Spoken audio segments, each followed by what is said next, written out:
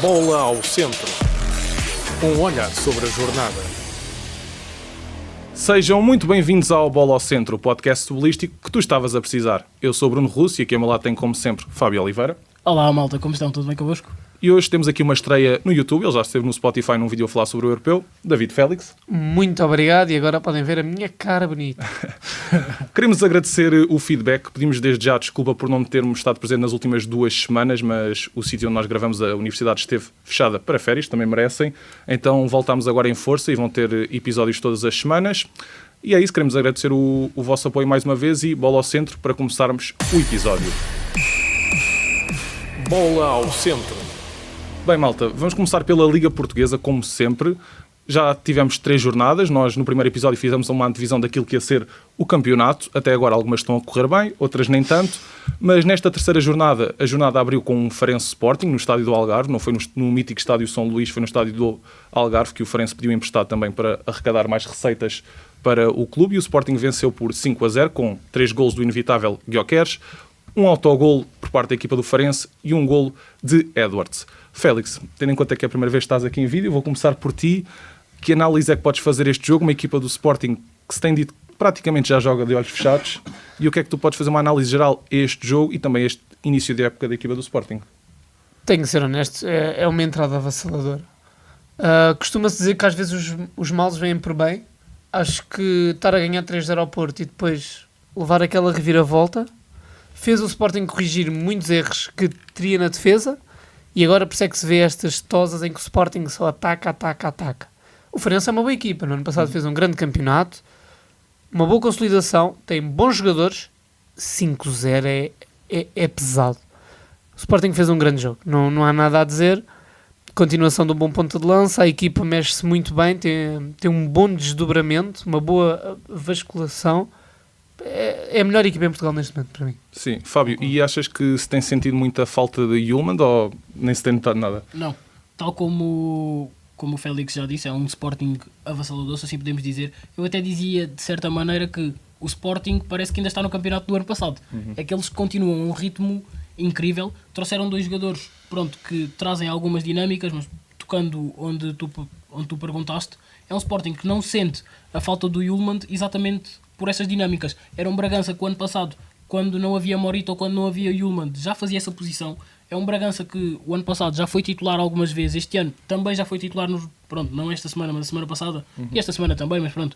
E o Sporting não muda praticamente nada, e é isto que faz do Sporting uma grande equipa. Entra o jogador, sai o jogador, as dinâmicas não se alteram muito, e os jogadores que entram fazem de forma espetacular a função de quem lá estava. Claramente o Bragança não defende tanto como o Yulman, mas dá outro suporte e outro tipo de defesa, que é a defesa com bola, se assim podemos dizer. E é um Sporting avassalador, como já disseram, um Gyökeres incrível, um Pote incrível, um Trincão, todos incríveis no Sporting, e continua a ser e a consolidar-se como a melhor equipa em Portugal. Sim. E Félix, o que é que tu achas desta nova nuance do Gianni Katambi e do Giovanni Kenda na linha? Que dinâmicas é que achas que estão aqui a construir? O que é que tu achas sobre esta nova adaptação do Ruben Amorim? Também o Maxi Araújo chegou agora, um jogador para a lateral esquerda, pode fazer ali concorrência, mas o que é que tu achas deste início de época, principalmente do Kenda, porque do Gianni Katambi já conhecíamos? Eu acho que está a resultar porque o Katambi já tem tempo do ano passado.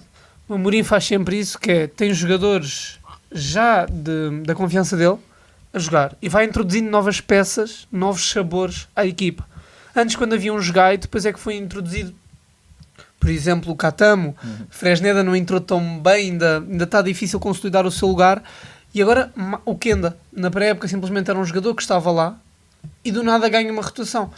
Está a acontecer nos grandes. Temos o Martim Fernandes no Porto, o António Silva há 2 anos, quando do nada numa pré-época está lá e fica na equipa. Tomás Araújo agora.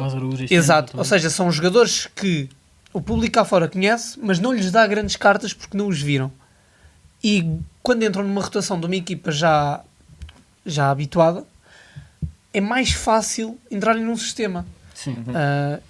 Sim, sinceramente, acho que só tem a melhorar. Eu vou dar uma opinião minha aqui em relação ao jogo e é mais em relação a um jogador que é o início de época estrondoso que o Eduardo Quaresma está a fazer. Concordo. Na minha opinião, é o melhor defesa do Sporting na atualidade neste início de época e no campeonato.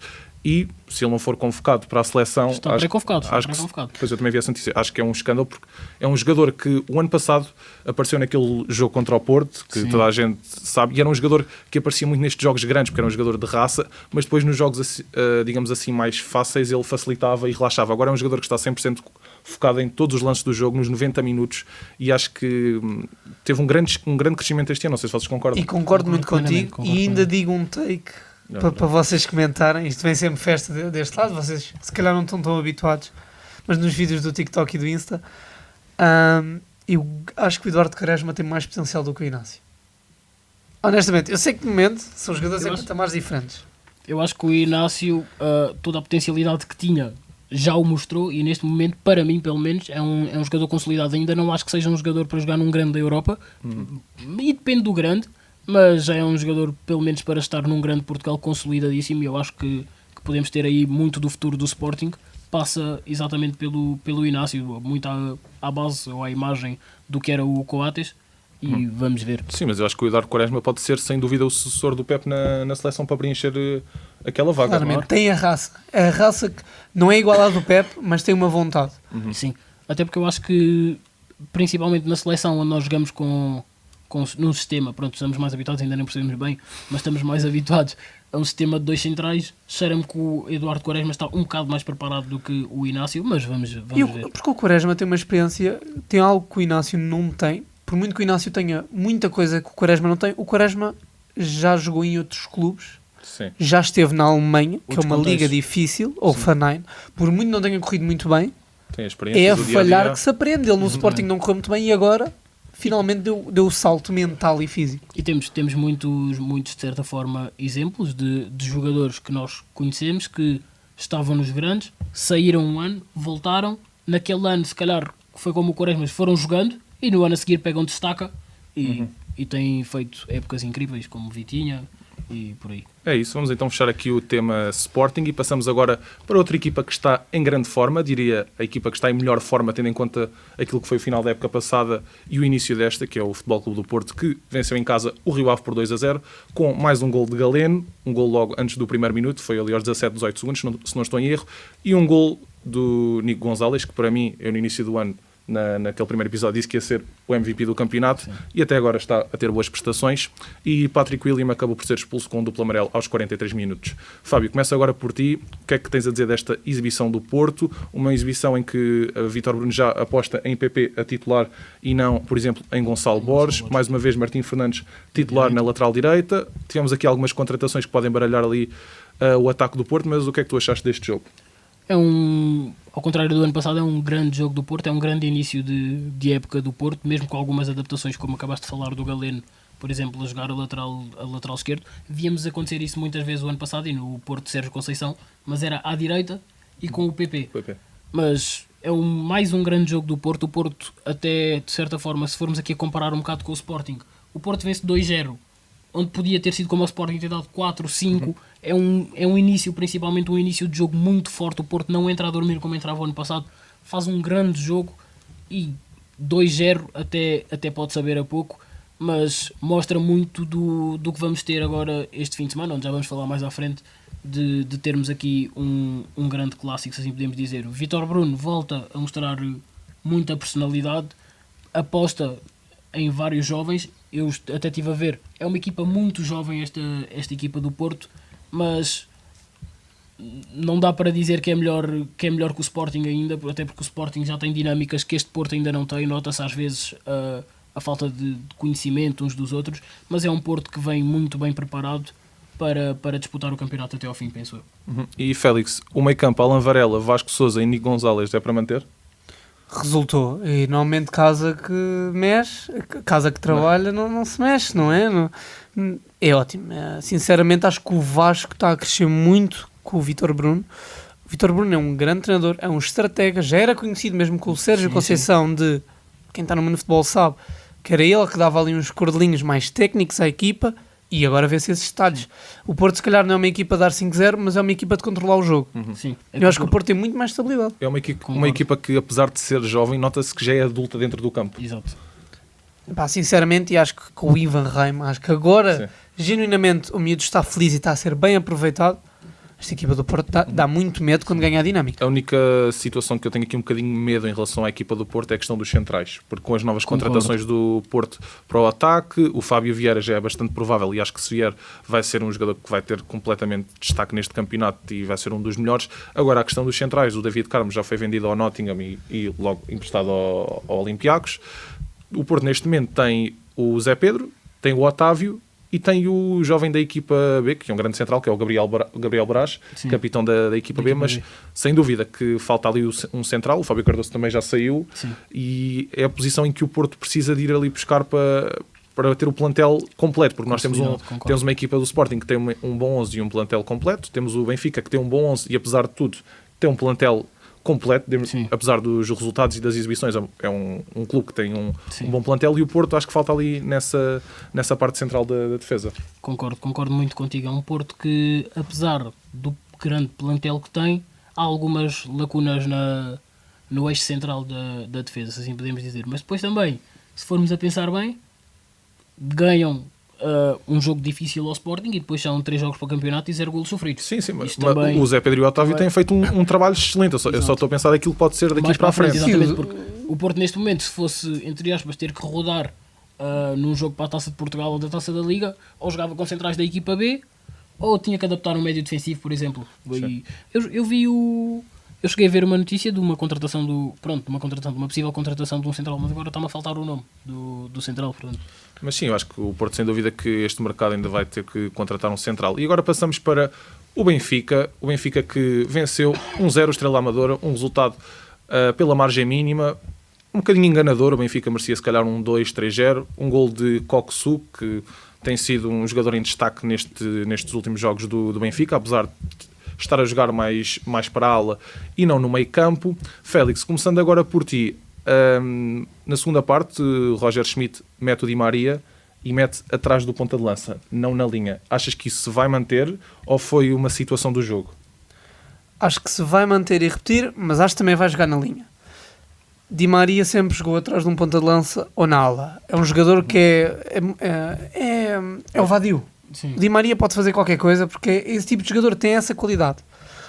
E com Prestiani ele vai fazer a mesma coisa. Por vezes vai encostar na linha, por vezes atrás do avançado. O Benfica vai ter essa mobilidade e é isso que o Schmidt quer.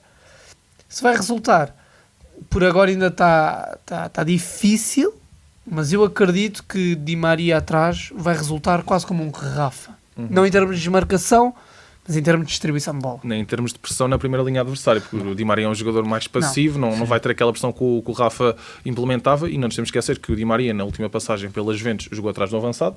Na seleção argentina, joga sempre atrás do avançado e liberta-se de tarefas defensivas. Não há aquele problema do Di Maria jogar na linha e não acompanhar, neste caso, o Bach, que era ao lado que ele jogava e ele ficava muitas vezes solto com o Coxu ou com o Arnes, que agora se lesionou, tem muito mais esse apoio no lateral. E por acaso ia-te perguntar isso, Fábio, estas lesões de Arnes e de Tiago Oveia, que se esperam que sejam ainda longas, provavelmente de um mês, a do Tiago Oveia e do Arnes ainda não se sabe, que influência é que isto pode ter na equipa, até porque são dois jogadores da mesma posição. Tiago Oveia é o único extremo puro da equipa.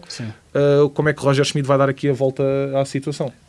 Olhando para o plantel do Benfica, apesar de eu achar que o Tiago Oveia, pronto, temos um Di Maria, mas o Tiago Gouveia, para mim, dos jogadores que jogam na linha, é se calhar dos jogadores mais vertiginosos que o Benfica tem, ou seja, numa situação de 1-1, num jogo 0-0, ter o poder de desequilibrar, eu acredito que seja o Tiago Gouveia o jogador mais essencial que o Benfica tem para isso, tanto que se viu não contra a Estrela da Amadora, mas na jornada anterior, onde ele entra e desequilibra claramente, exatamente, desequilibra o jogo por completo.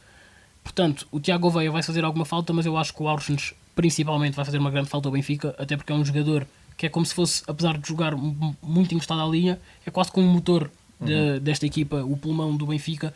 Muito do jogo do Benfica passa exatamente pelo Aursnes, é quem decide quando tem que se pausar um bocado mais o jogo, quando se acelera. É um grande jogador este Aursnes e vai fazer um bocado de mais falta, acredito eu, ao Benfica. Mas o Benfica também, para aquela posição, continua a ter muitos jogadores. Estávamos agora a falar desta mobilidade. Pode lá jogar o Di Maria, pode lá jogar o próprio Prestiani, vindo o Cox para o meio e o Di Maria para outra linha. O Rollizer. Exato, o Rollizer. Ou seja, é um Benfica que, no fundo, tem este problema, mas podia ser pior se não houvesse opções. Sim, mas este problema até pode ser bom para outros jogadores para se mostrarem. Exatamente, também é muito por aí. Rollizer principalmente, que não se tem visto tanto. Também teve E lesionado. Dosh Schledrup, Yeah. quando voltar. Quando voltar, sim. Exatamente. Ou seja, o Benfica tem muitas opções. E eu acho que isso às vezes também é complicado. E com as lesões da época isto vai libertando espaço para os jogadores se mostrarem. É uma pena para o Gouveia, finalmente estava-se a demonstrar, que acho que na época passada, sempre que entrava, Sim, faltava aquela pimenta, agora tem.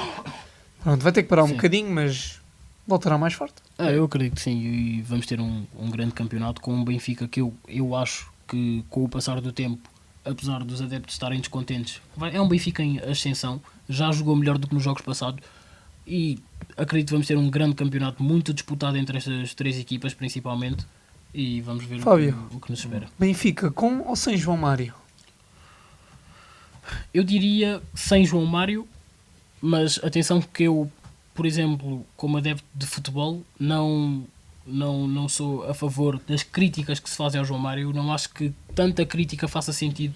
É verdade, é um jogador que de vez em quando procura-se mais um desequilíbrio na frente de ataque e ele pausa o jogo, ok? Não é muito do João Mário criar esse tipo de desequilíbrio, mas também acho que não é a melhor maneira de tratar um jogador, porque no fundo um jogador, para dar o melhor de si, também tem que se sentir bem e sentir que os adeptos estão com ele e os adeptos têm é que estar com os jogadores. Se infelizmente, infelizmente não, mas pronto, é que o João Mário ele não escolhe ser opção, se assim podemos dizer. Sim, ele é opção porque trabalha nos treinos e o Roger Schmidt, no caso, acha que ele é a melhor opção para aquele jogo.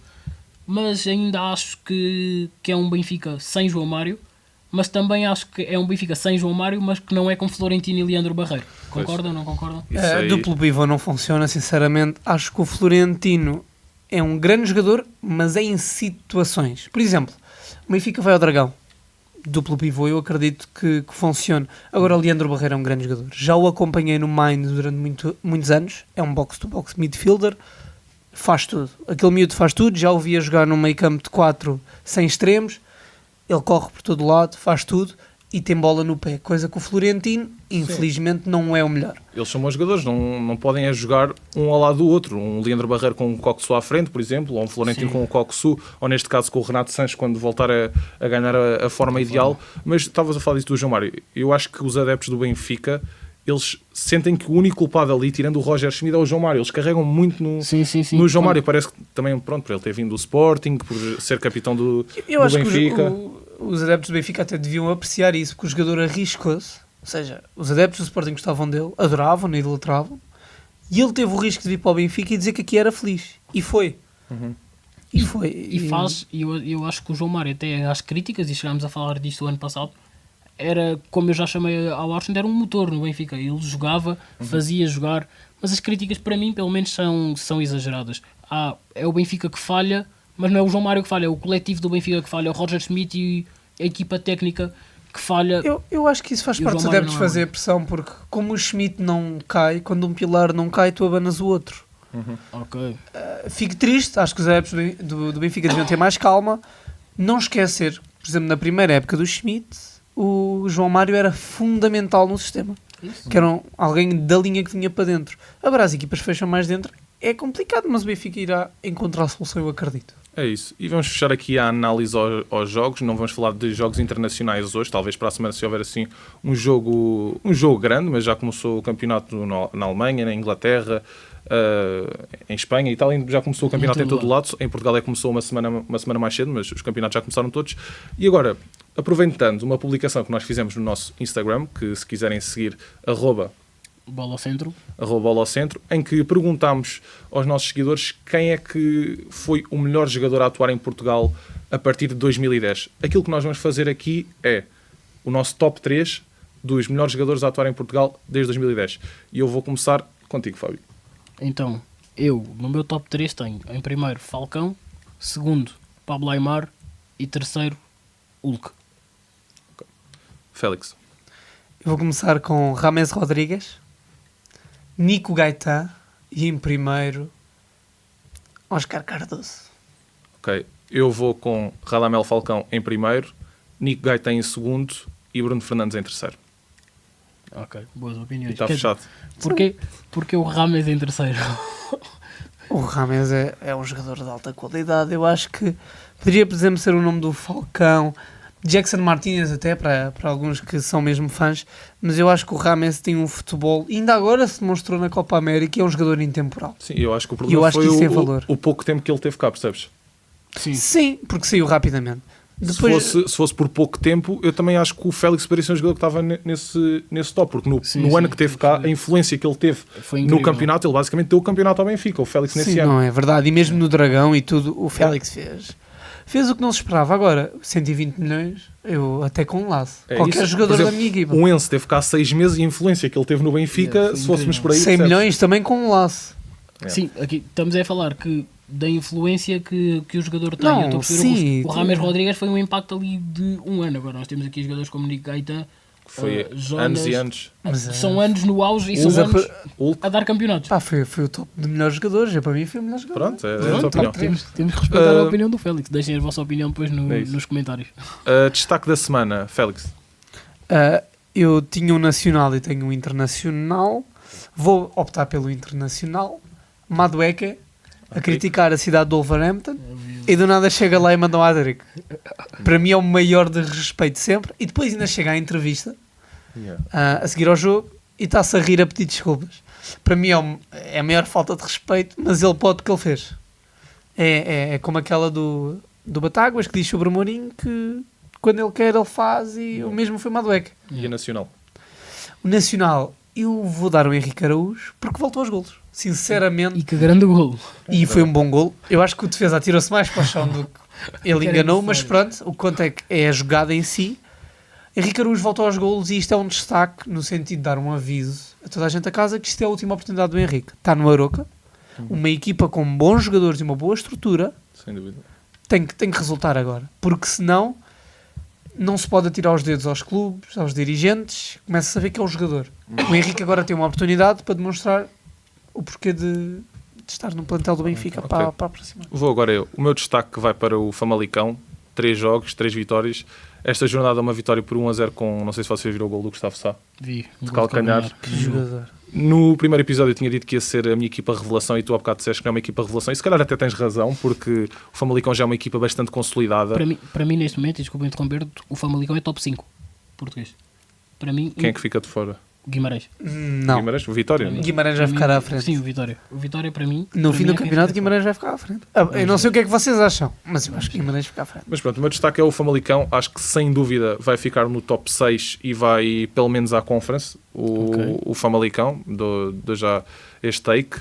E pá, jogadores como o Gustavo Sá, como o Sorriso, como o Aranda, como o Zaido Yusuf, o Topic no meio campo. Venderam agora o Luís Júnior ao Vila Real 12 milhões para uma equipa como o Famalicão. Uma ótima venda. O Famalicão já... Mas também não nos podemos esquecer que é uma equipa que tem um apoio financeiro Sim. por trás. Eu sinto que o Famalicão daqui a 5, 6 anos já vai estar ali ao nível de Braga. Porque para mim, daqui a 1, 2 anos, se calhar já está ali ao nível do Vitória. Gostava de pensar nisso, mas como é um clube para contratar, dar rendimento aos jogadores e depois vender, E clube, Não clube em Portugal é que não é assim, Félix. eu percebo. E por isso é que o Benfica está a passar grandes dificuldades. Exatamente. Mas não podes discordar que é se calhar o clube na Europa que vende a mais e mais caro, não é? O Benfica, O Benfica. Agora, estás a extrair o rendimento por causa disso. claro. E é o mesmo que eu acho com o Famalicão. Porque, por exemplo, tu não vês o Guimarães a fazer grandes vendas. É um clube que quer ficar nos lugares de cima. Tens noção que os adeptos do Vitória vão-te bater porque estás há A chamar 2 Guimarães. minutos a dizer Guimarães. É que ao menos só disse uma vez. Podes pedir desculpa. Eu quero dizer, porque eu ia ver os jogos do Vitória, mas era o de Setúbal. Eu habituei-me a dizer Vitória para o de Setúbal e Guimarães para os lá de cima. Esperemos que nenhum adepto do Vitória veja isto. Fábio, Sim, adeptos do Guimarães. Fábio, diz aí.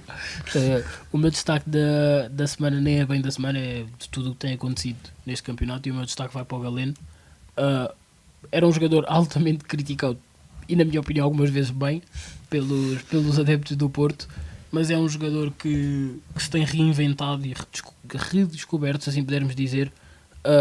Está a fazer um grande campeonato a jogar a lateral esquerdo. Ainda vínhamos a falar disto enquanto tínhamos por aqui. Tem feito golos a jogar a lateral esquerdo e é um jogador bastante influente no Porto e vamos ver. Sim, é um jogador podemos esperar. que é extremo, destaque na equipa, baixa para lateral e não é por causa disso que baixa o rendimento Exatamente. ou que fica Até aumenta, frustrado, não- até fica motivado. Sim, mas ele acaba por subir muito no meio campo. que hoje em dia as Sim. equipas jogam em 3 centrais. Aquilo é um lateral um bocadinho falso. Sim, ou seja, como as outras equipas jogam em 3 centrais, o Martim Fernandes fecha no Fecha, meio sim. e...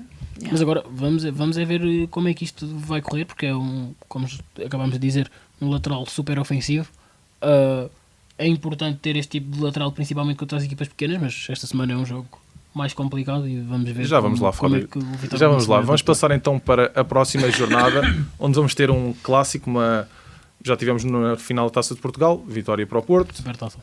Sim, e na Taça de Portugal também. Tivemos tivemos? na Taça Pois de foi, Portugal, pois Sporting Porto, vitória do Porto. Supertaça, Sporting Porto, vitória do Porto. E agora temos para o campeonato no estádio de Alvalade, sábado, Sporting Porto.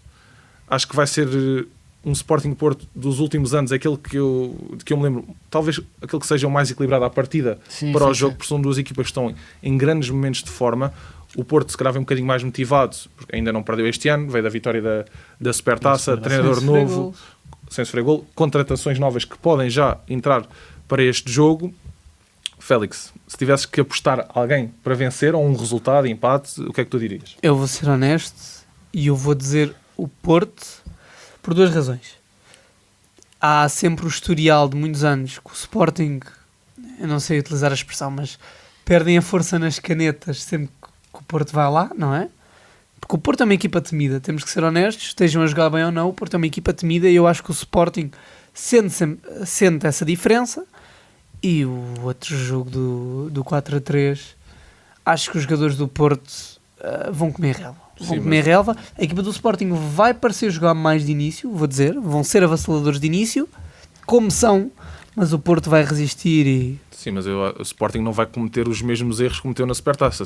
Nem o Ruben Amorim vai permitir que isso aconteça. Inclusive eu até acho que tu estás a estar deste lado e eu acho que o próprio Porto não pode entrar com a mesma mentalidade, porque não é... Exato. Imagina, é o Porto, nós já concordamos que se calhar a única equipa grande capaz de ir buscar um resultado de 3-0 é o Porto devido à raça que tem e assim, mas nem todos os dias é Natal, e isto não vai acontecer todos os dias e o Porto não vai andar todos os dias a perder por 3-0 e ir buscar o resultado. Sim, são coisas que Portanto, acontecem uma vez. Exatamente, é um alerta máximo também para o Porto, mas sim, são as duas melhores equipas neste momento a jogar em Portugal. Eu acho que vai ser um jogo bastante equilibrado e ao contrário do Félix, eu acho que o Sporting vai levar de vencida a equipa do Porto por 1-0 e vai ser um jogo bastante equilibrado. Uhum. Quem pode aproveitar com este jogo é o Benfica, mas o Benfica também vai ter uma deslocação muito complicada.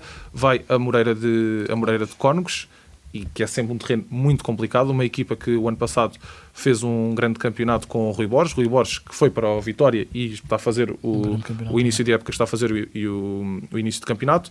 Contrataram César Peixoto, estão a fazer um bom início de campeonato também e agora vão receber o Benfica. O Benfica com estas ausências, Félix.